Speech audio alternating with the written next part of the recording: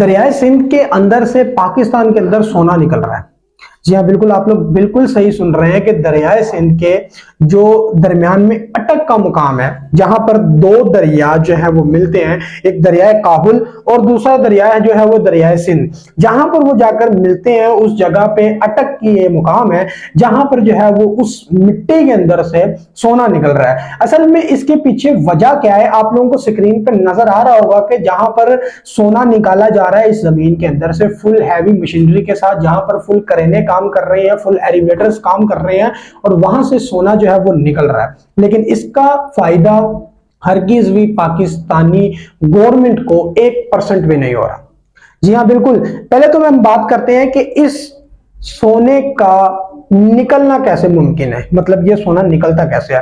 असल में बात कुछ इस तरह से है कि पहाड़ों के ऊपर से ये सोना मिलता मिलता चलता चलता दरियाओं की सरजमीन के अंदर मिट्टी के अंदर मिक्स होकर वहां पर आकर रुक जाता है, वहां से चलता चलता आता है और असल में ये निकलता उस मुकाम से है, उस जगह से है जहां पर दो दरिया आकर अटैच होते हैं या फिर दो दरिया आकर मिलते हैं। उस जगह पर आकर सारी मिट्टी इकट्ठी हो जाती है और उस मिट्टी के अंदर से ये सोना निकाला जाता है।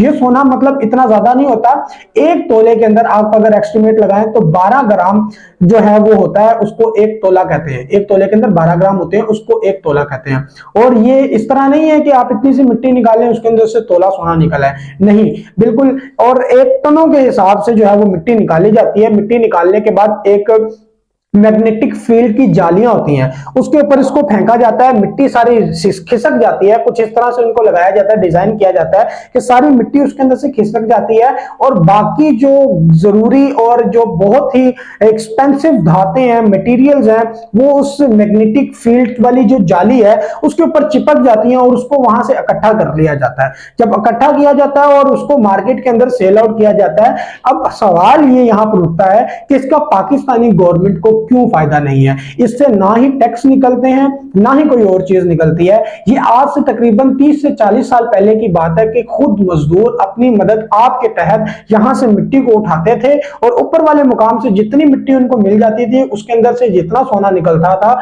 उसको बेचकर मार्केट के अंदर अपने घर वालों का गुजर बसर करते थे।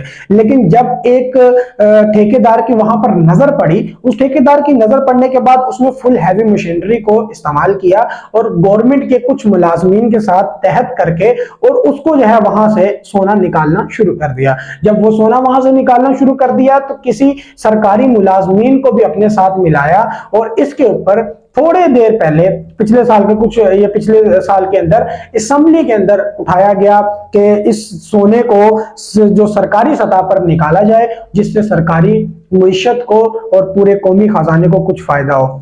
लेकिन इसके बारे में कोई कानून फिलहाल पाकिस्तान के अंदर मौजूद नहीं है जिसके अंदर माइनिंग जो है उसके ऊपर कोई आपको वो फाइन किया जाए या उसके ऊपर कोई केस बने या फिर उसके ऊपर आप लोग कोई ऐसा कर सकें। लेकिन अब कुछ इस तरह से है कि जब वो जेल में जाते हैं उन ठेकेदारों को पकड़ा जाता है, पकड़ने के बाद वो अपनी जमानत कराते हैं, जमानत करवाने के बाद बाहर आ जाते हैं और दोबारा से अपना काम शुरू कर देते हैं। जो वहां के कबायली लोग हैं, रिहायशी लोग हैं, उनको इसके इवज जो मजदूरी मिलती है वो तकरीबन 5 से 6 हजार रुपए डेली की है, जिसके अंदर वो अपने सभी के सभी खानदान वहां पर लगे हुए हैं, सभी बहन भाई बीवी बच्चे, यहाँ तक कि उनकी औरतें भी वहां पर काम कर रही हैं और इस सोने को निकाल रही हैं। जब आपको एक दिहाड़ी 5 से 6 हजार रुपया मिलती है तो आप सब चीजें भूल जाते हैं। 5 से 6 हजार रुपया दिहाड़ी लेकर उसके अंदर काम किया जाता है और इसका हरगिज भी उस पूरी गवर्नमेंट को या फिर कौमी खजाने को किसी किस्म का कोई फायदा नहीं है। ना ही इसके ऊपर कोई लीज ली जाती है, ना ही किसी ठेकेदार को मखसूस तौर पर कहा जाता है कि आप यहां से जो है वो माइनिंग कर सकते हैं।